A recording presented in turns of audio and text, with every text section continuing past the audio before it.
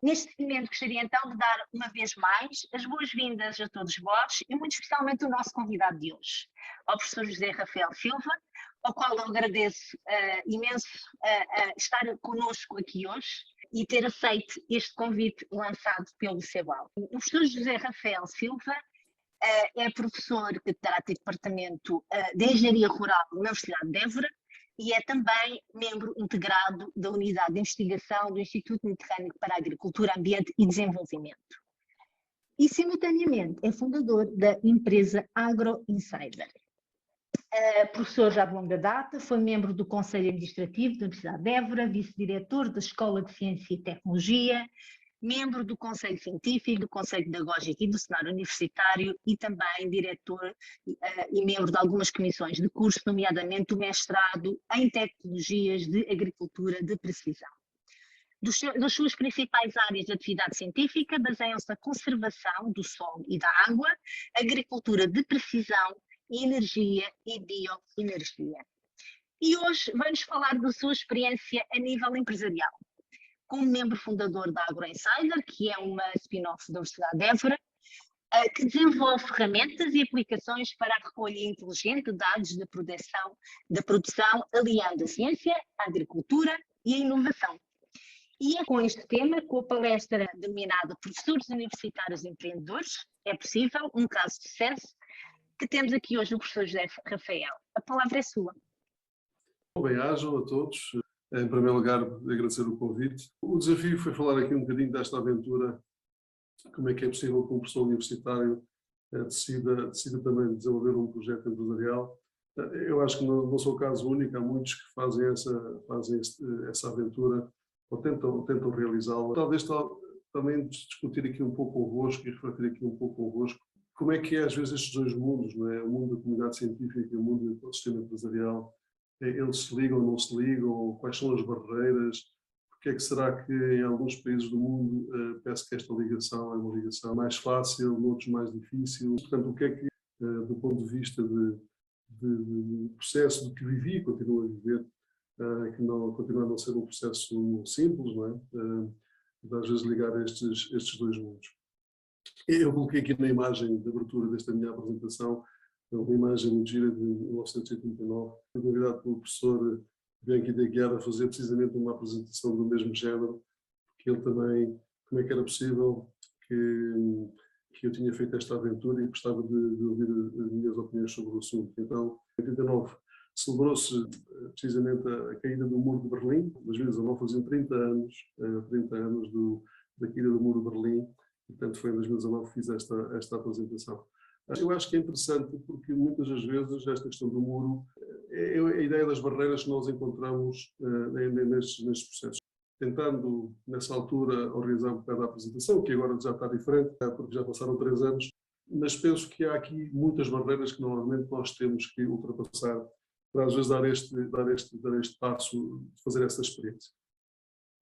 Esta é uma imagem do El País de 2019, precisamente de uma comemoração dos 30 anos, e eu talvez dividiria aqui estas barreiras e falaria aqui um pouco delas. Eu acho que de um lado a universidade, não só a universidade, os centros de investigação, todos os colegas que gostam um pouco desta área de investigação, realmente já provaram e penso eu, todos os passos que vão dando ao longo do seu vida, do seu currículo, que do ponto de vista da inteligência cognitiva detêm muito. Mas é interessante que as empresas, fundamentalmente, às vezes a inteligência mais importante é a inteligência social. Porquê? Porque, fundamentalmente, quais são os problemas, se há problemas, quais são as oportunidades, e será que eu posso resolver esse problema, criar uma oportunidade e, no fundo, criar valor, e esse valor social é criar emprego, criar, no fundo, rendimento para, inclusive, fazer novos investimentos, novas empresas, novos colaboradores para a empresa, etc, etc. E, portanto, há aqui eu diria, mais ou menos, dos dois lados da barreira, um que valoriza mais a inteligência cognitiva na perspectiva de descobrir novos processos, novos equipamentos, novas formas de resolver problemas, mas o que é engraçado é que, às vezes, no dia-a-dia da atividade humana, quem resolve os problemas, neste caso sociais, no fundo, são as empresas. E o que é engraçado é que eu, ao fim de alguns anos de ser professor universitário, de ter tido algum sucesso do ponto de vista científico e do ponto de vista da publicação, sentia algum incómodo social. O que era o incómodo social? Sentia, mas realmente estas minhas publicações servem para quê? Do ponto de vista da minha região, do meu país, o que é que o meu trabalho muda, ou que impacto é que tem na minha região. Depois, o que é giro é que também comecei-me a perceber que realmente as linguagens são totalmente diferentes. Ou seja, eu diria que as universidades falam o Robotics 10.0 e a sociedade e as empresas falam o Robotics 1.0. Basicamente, as empresas são muito straightforward, ou seja, é resolver e pronto, e não pensar mais para o lado. E as universidades têm uma mente mais aberta, porque per si gostam de resolver problemas e, portanto, isso implica outras complexidades, outro tempo, ou seja, a investigação necessita, às vezes, de outro tempo que não necessita das empresas. As empresas não têm realmente esse tempo, não têm esse tempo porque normalmente têm que pagar então os tais salários ao fim do mês e nesse sentido têm que ser muito objetivos e não podem parar, nem podem gastar tempo em resolver outros problemas que se calhar vão resolver mais à frente, mas agora não é importante e portanto agora há que resolver aquele porque basicamente o resultado tem que ser imediato. E que é engraçado que ao fim destes 6 anos de experiência eu diria que talvez falo o Robotics 10.0, ainda não entendo bem o Robotics 1.0, porque realmente quem vive as empresas desde o início ou tem 30 anos de experiência empresarial, portanto fala uma linguagem totalmente diferente. Eu diria que consigo fazer aqui um bocado a ponte, conseguir interpretar ainda fundamentalmente o Robotics 10.0, mas já diria que falo o Robotics 5.0, que de alguma maneira já consigo perceber um bocado dos dois lados. Depois é interessante que, do ponto de vista das universidades, os modelos basicamente conceptuais são quem manda, apesar de haver sempre exceções, mas eu estou a falar em termos gerais, e realmente do lado das empresas mandam os modelos de negócio. E é impressionante como são coisas totalmente diferentes. Para nós o produto na ciência é fundamentalmente, às vezes, é um modelo, é um protótipo, é um conceito, é uma publicação, quer dizer, e uma patente, mas aqui do lado das empresas, o que é que realmente aquela patente dá de valor social e que ela pode contribuir do ponto de vista de criar rendimento e de criar trabalho. E, portanto, são coisas totalmente diferentes. Eu levei-me algum tempo a habituar a esta diferença, porque realmente o mesmo lápis pode ser vendido de formas diferentes, dependendo do problema que for para resolver. E aí entra no modelo de negócio. E, portanto, isto foi uma dificuldade para mim imensa, e pronto, não estou a dizer que ainda não seja, continua a ser, mas é realmente algo que é totalmente diferente do ponto de vista da mente universitária e da mente empresarial. Uma coisa que eu também sinto é que cada vez mais as universidades são funcionários e realmente o ser funcionário é totalmente diferente do ser empresário. O funcionário corre poucos riscos, o empresário corre mesmo muitos riscos. Ou seja, muitas vezes ele hipoteca a própria casa, os próprios bens, porque acredita num negócio e que vai resolver. E, portanto, esta questão do risco é algo que realmente separa uma barreira mesmo muito grande, porque normalmente a visão do funcionário é não correr riscos. Porque, por várias razões, quer dizer, porque nós somos moldados um pouco nesse sentido. E os empresários, eles nascem a correr riscos todos os dias. E, portanto, e para eles a adrenalina de correr riscos, de que realmente vão resolver um problema e realmente vão resolver algo que vai ser importante para a sua empresa, é qualquer coisa de adrenalina. Eu diria que é o combustível do próprio empresário. Mas o que é engraçado é que às vezes, mas esse combustível, essa adrenalina, esse stress, muitas vezes torna o empresário uma pessoa mais feliz e mais realizada, apesar de às vezes poder ser mais deprimido dependendo da posição em que está e da situação até financeira da própria empresa. Ora, falava aqui um bocadinho antes do risco e realmente é verdade, é que do lado das universidades, do ser funcionário muitas vezes, cá está, eu estou a falar para a média em geral, não estou a falar para as exceções. Correr risco é muito complicado e realmente para os empresários costuma-se dizer para trás nem para ganhar balanço, ou seja, não vale a pena estar a olhar para trás, é sempre andar para a frente e sempre este risco de resolver e de apostar de que vai ser o caminho da solução de muitas coisas que podem ser interessantes, é realmente algo que não existe do lado do ser-se funcionário. Digo também que esta questão do risco e de que falharem não pode ser, não pode haver hipótese de falhar, porque se nós temos 10 funcionários a quem temos que pagar o salário ao fim do mês, falhar é impossível. Isto é um motor que promove o caminho diferente. Na universidade, eu muitas vezes sentia um bocado que o meu salário era pago para ensinar, mas depois era avaliado por publicar duas coisas um pouco diferentes, que tornavam um pouco a avaliação um bocado confusa. Nas empresas, a avaliação é as vendas ao fim do mês, a perspectiva de vendas e a perspectiva de criar um tal valor para pagar os funcionários, para dar empregos, para criar mais empregos, etc. Ao fim deste tempo, sinto um bocadinho que faço a investigação aplicada, tento criar, neste caso, produtos, e a única avaliação que neste momento a mim realmente me importa, porque também se calhar, como vocês sabem, portanto, atingir o topo de carreira ao fim destes anos todos, é realmente criar, não só na universidade, mas também nas empresas, valor social. Portanto, eu interessa-me muito por investigação que possa ter um valor social e que possa ser aplicado na minha região, no meu país ou no mundo, se for necessário. Interessa-me cada vez mais isso. Como professor universitário e como empresa, então, nem se fala. Ou seja, essa criação e essa aposta, aliás, porque se calhar, como vocês veem, com meus cabelos brancos, já tenho menos tempo de vida do que aquele que vivi e, portanto, acho que estes últimos anos da minha vida, e espero que ainda sejam muitos, de qualquer maneira, gostaria muito de passar estes meus últimos tempos a criar coisas com valor e que pudessem aplicar na prática e pudessem ser aplicados na minha região, no meu país. Bom, eu falei um pouco das barreiras individuais, mas vou falar-vos aqui um pouco das barreiras institucionais. Bom, esta questão da avaliação em termos universitários é realmente muito complicada. Portanto, se vocês vão ver aqui, estas foram as minhas avaliações nos últimos triênios, eu não ponho aqui os triênios. O que é engraçado é que eu tive um desempenho excepcional, tanto do ponto de vista da investigação, da publicação, etc., mas se vocês forem ver aqui esta questão da extensão universitária, da divulgação e valorização do conhecimento, que normalmente é onde se podem enquadrar aqui as startups, as spin-offs, as próprias universidades, portanto as avaliações são realmente muito baixas, porque elas não são valorizadas do ponto de vista universitário. O que é engraçado é que do ponto de vista da gestão universitária, tive os meus pontozinhos relevantes e depois, do ponto de vista da avaliação, se repararem, todos os professores universitários atingem, neste caso, dentro da Universidade de Évora, 18 pontos realmente excelente, e vocês veem que a minha pontuação foi altíssima. Portanto, significa que há uma hipervalorização, neste caso, da ciência e da comunicação, mas o que é engraçado é que nós verificamos que a ciência e a comunicação cada vez mais se está, eu diria, a vulgarizar de uma maneira tão grande que eu há 30 anos atrás publiquei um artigo, era uma coisa quase hercúlea. Hoje basta ter um projeto e basta ter uns dinheirinhos e publicamos 30 artigos sem esforço, com pouco esforço. E, portanto, significa que o valor de cada artigo, do ponto de vista social, está a baixar, porque há milhões, e que realmente, neste momento, os artigos que têm que ter valor e impacto social começam a ter valor.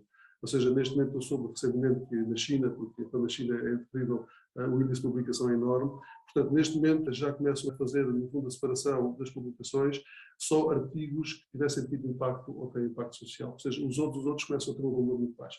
Portanto, isto é engraçado que aquilo que eu fiz e que este percurso que eu ainda continuo a ter, parece-me a mim que é se calhar o percurso que, pelos vistos, está a tornar-se normal e vulgar, é que realmente toda a investigação tem que ser aplicada e tem que ter valor social. Se não tiver valor social, acaba por cair numa esfera da investigação mais fundamental, mas que tem muita importância, mas que se calhar do ponto de vista da avaliação futura poderá não ser a mesma como é atualmente. Bom, temos aqui outras barreiras institucionais. Estas são umas frases que eu tirei do Plano de Atividades da Universidade de Évora, e dentro do vetor operacional 3, sustentabilidade e responsabilidade social, aparece um eixo de atuação 1, que é alargar a base das receitas próprias. E, portanto, o que é engraçado é que numa das atividades, que é a atividade terceira, que é aumentar o número de spin-offs e startups com ações de apoio à sua criação e à simplificação do regulamento social, está no alargar a base das receitas próprias. E, portanto, para mim está no sítio errado, porque realmente eu acho que não se deve entender o criar empresas spin-offs nas universidades como alargar a base das receitas próprias, porque as empresas e as spin-offs e as startups andam ali nos primeiros anos ao tio a ver se sobrevivem. Não só nos primeiros anos, bastantes anos até a ver se sobrevivem. Portanto, a visão que as próprias instituições universitárias têm das startups spin-offs é como se fossem todas elas igual à Google ou igual a outras, que algumas delas até ainda dão prejuízo, como a Uber e outras. Eu acho que as spin-offs e as startups não podem ser entendidas do ponto de vista institucional como vacas que quem vai ordear, mas é ao contrário, têm que ser entendidas como aquele Robotics 5.0 que tem que fazer a transposição entre o meio universitário e o meio empresarial, porque realmente há aqui barreiras muito fortes e tem que haver algo aqui no meio que possa fazer esta ponte entre as universidades e as empresas. E seguramente se existir esse ecossistema de startups e spin-offs à volta das universidades, seguramente o Estado vai ganhar muito mais do que se vocês prepararem um texto de contrato de spin-offs. Por exemplo, a spin-off tem que pagar à Universidade de Évora o valor correspondente a 3% das vendas resultantes, por um período de 3 anos, a contar da data da assinatura do presente acordo ou até que tenha expirado o prazo de vigência do último direito de propriedade industrial associado à tecnologia ou tecnologias suas derivadas.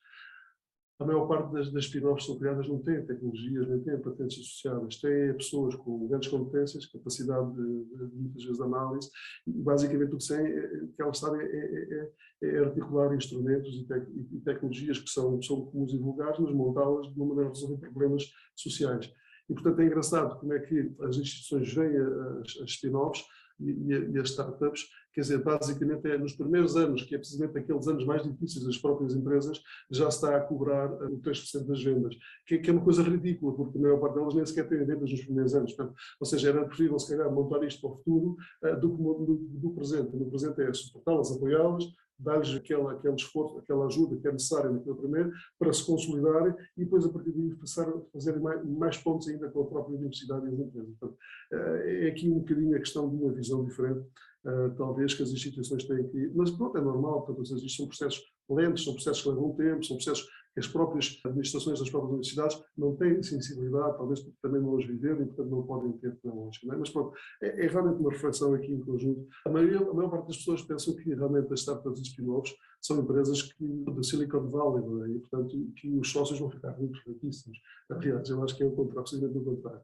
Mas, pronto, de qualquer maneira, podem ficar ricos de felicidade, de coisas que estão a fazer e gostam de fazer. Mas é engraçado, em Silicon Valley, morre ao fim de 5 anos, normalmente 50% das empresas, e ao fim dos 10 anos, 70%. Portanto, nós estamos no 6º ano, já passamos a barreira dos 5 anos. De qualquer maneira, só para vos dar a ideia que normalmente não existem muitas Googles e outras empresas desse aspecto global. A maior parte delas morrem naturalmente. De qualquer maneira, entre a ideia, a expressão e a criação de valor social, portanto, vai um espaço enorme. E, portanto, é esta a ideia que nós temos que ter, que realmente estas que falharam, é uma pena que não tivessem sido ajudadas logo de seguida outra vez. Porquê? Porque se falharam, aprenderam alguma coisa. E se aprenderam alguma coisa, podem ter sucesso na segunda tentativa. E, portanto, esta questão do falhar e de definir a falha é realmente muito importante, porque eu acho que pode haver sucesso na falha. Bom, cá está, aprender a falhar e definir o sucesso. Eu acho que eu nunca tive tantas oportunidades de construir projetos de investigação como agora, digo sinceramente. Conheço melhor os problemas societários, conheço os parceiros empresariais que interessam em resolver os mesmos, conheço os caminhos ou os colegas universitários que os podem ajudar a resolver. E, portanto, isto realmente já começa a falar o tal Robotics 5.0, que faz aqui um bocado da ponta de transposição.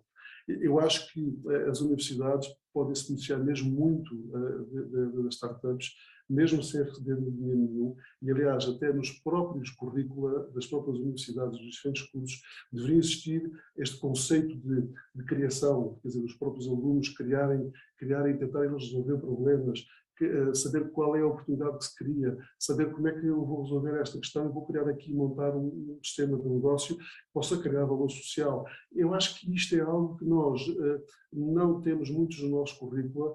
Muitas vezes nós formamos funcionários, ou seja, queremos pessoas que saiam licenciadas para trabalhar numa empresa e não criar o seu próprio negócio. E realmente esta questão, hoje em dia, desta sociedade tão dinâmica, esta sensação de poder criar qualquer coisa que do ponto de vista universitário me pode ajudar, eu acho que realmente é algo muito importante. Portanto, eu não orientei tantas teses na história do doutoramento como agora. As minhas aulas são ilustradas com o mundo real e os alunos adoram. Eu acho que sou o melhor professor agora do que era antes. Portanto, criam-se pontos entre os alunos e o mercado de trabalho e o núcleo de investigação, neste caso, por exemplo, que se a inteligência artificial e a agricultura da Universidade de Évora, financiado pela ANI, foi uma oportunidade de criar entre as duas instituições que de outra maneira não existiria. Portanto, há aqui muitas oportunidades para as instituições universitárias, se tiverem aqui este ecossistema, no fundo, de startups, spin-offs ao seu redor, para, no fundo, fazer esta ligação ao mundo empresarial. Portanto, eu digo, é esta paixão de querer mudar o mundo, falhar, mas falha e volta a tentar, cair, mas nunca desistir. E, portanto, que anima e é mais um bocado o combustível de que realmente aquilo que nós estamos a trabalhar vai ter um valor, vai ter um valor social grande, porque eu crio emprego e, ao mesmo tempo, se calhar aquilo que eu crio também tem valor para as atividades não só técnicas, económicas, científicas da minha região, ou inclusive até do ponto de vista ambiental, ecológico, etc. E, portanto, realmente é uma paixão que não para. E, portanto, e falhar existe, mas desistir nunca. Portanto, é um pouco esta versão. Eu vou aqui, para terminar, vou-vos passar aqui um pequeno vídeo, precisamente um vídeo que eu acho muito interessante, que é como é que nós definimos o sucesso, neste caso do falhar. Eu espero que vocês gostem.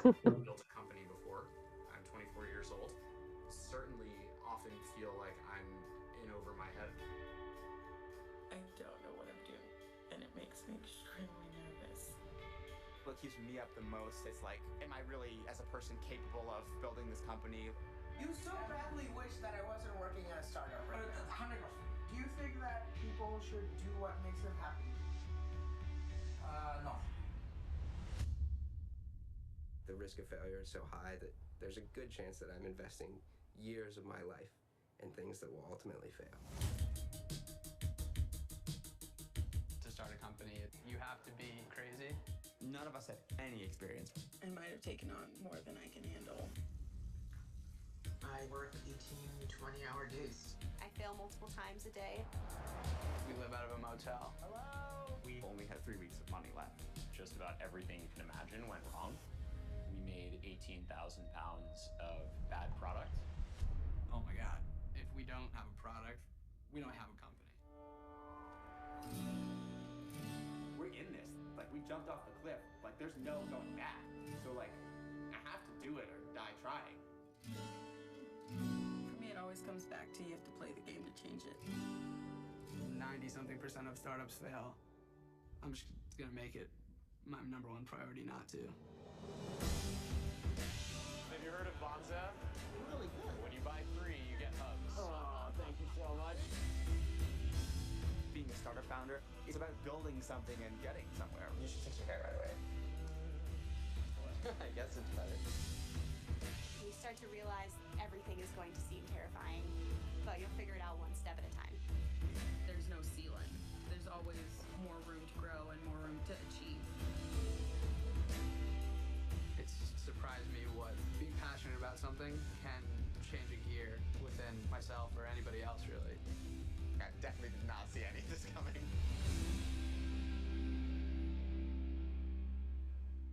A ideia aqui com o vídeo era mostrar-vos um bocadinho que, e por acaso, há uns trabalhos muito interessantes que estão a decorrer neste momento, até de nível de investigação, porque muitos investigadores nesta área consideram que os jovens atuais, os milênios, estão precisamente a arriscar pouco, arriscam cada vez menos do que os anteriores. E, portanto, é uma preocupação perceber que os jovens atualmente têm dificuldade em arriscar. Se calhar estão muito confortáveis. Bom, era um pouco esta apresentação que tinha aqui para vos mostrar, partilhar aqui convosco algumas experiências. É lógico que não posso partilhar muitas porque o tempo também não é muito. Muito obrigado, professor José, por esta excelente apresentação.